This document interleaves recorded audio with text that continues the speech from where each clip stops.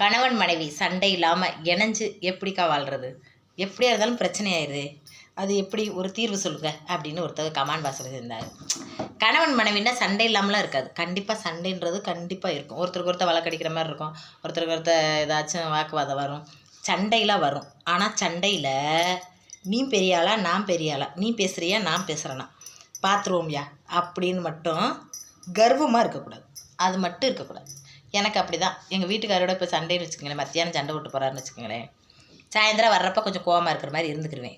ஆனால் சாப்பிடாம போடுறது, சோறாக்காமல் போடுறது அப்படி இந்த வேலையெல்லாம் பார்க்க மாட்டேன். ஏன் கேளுங்க, புருஷனோட சேர்ந்து பிள்ளைகளும் தானே கிடக்கும் பட்டினியா, அது என்ன பண்ணுச்சுங்க அப்படின்னு நான் பாட்டுக்கு எப்பவும் போல் குளிச்சு முழுகி சமைச்சு ரெடி பண்ணிடுவேன். அதேமாதிரி புருஷனுக்கு சோறு விட மாட்டேன், முறைச்சிக்கிட்டுலாம் தெரிய மாட்டேன். சோறை போட்டுட்டு என் மேலே தப்பு இருந்துச்சுன்னா மன்னிச்சுக்கோங்கப்பா அப்படின்னு, என் மேலே தப்பே இல்லாட்டாலுமே என் மேலே தப்புனா மன்னிச்சுக்கோங்கப்பா அப்படின்னு சொல்லி நான் பேசுவேன். அப்படி பேசுகிறப்ப எங்கள் வீட்டுக்காரர் என்னை பிடிச்சி அடைச்சிப்பார்.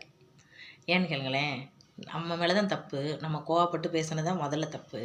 ஆனால் நம்ம பொண்டாட்டி வந்து நம்மகிட்ட மன்னிப்பு வைக்கிறாளே அப்படின்ற எண்ணம் என் புருஷனுக்கு உருவாக்குவேன். அதில் ஒரு கௌரவ குறைச்சல் இல்லைங்க, கௌரவ குறைச்சலை மட்டும் தயவுசெய்து நினைக்காதீங்க. ஏன்னு கேளுங்களேன், நம்ம புருஷனை விட பெரிய சொத்து இந்த உலகத்தில் வேறு எதுவுமே கிடையாது. தாய் தேப்பன் கூட நம்மளை பெற்று கொஞ்ச நாள்லேயே கட்டி கொடுத்து இன்னொருத்தவங்களோட கடமை முடிஞ்சிச்சுட்டு எத்தனையோ தாய் தேப்பன் கை கழுவி விட்டது மாதிரி விட்டுட்டு இருக்காங்க.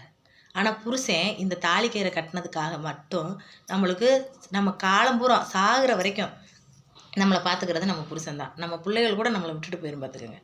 அதனால் புருஷன்ட்டு நம்ம இறங்கி போகிறது கௌரவ குறைச்சல் மட்டும் என்றைக்கும் நினைக்காது.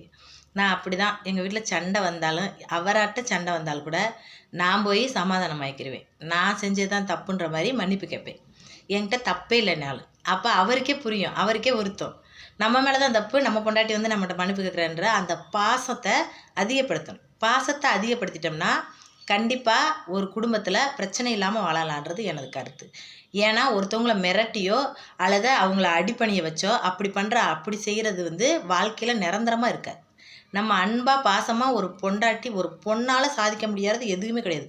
எவ்வளோ பெரிய அரக்கனாக இருந்தாலும் சரி, அரக்கனை கூட தான் கட்டுப்பாட்டுக்குள்ளே கொண்டு வர்றதுக்கு பெண்களுக்கு நல்ல ஒரு அறிவுத்திறன் இருக்குது. அந்த அறிவுத்திறனை யாரும் பயன்படுத்துறதில்ல. நீ பெரிய ஆளா நான் பெரிய ஆளா அப்படின்ற அந்த எண்ணம் தான் வந்து நிறைய குடும்பத்தில் வந்து விரிசலுக்கான காரணம். அதுதான் நான் சொல்லுவேன். எனக்கு தெரிஞ்சு என்னோட அனுபவத்துக்கு நான் என் புருஷன்ட்ட நடந்துக்கிற முறைக்கு தான் என் புருஷன் என்கிட்ட அன்பாக நடந்துக்கிறாரு.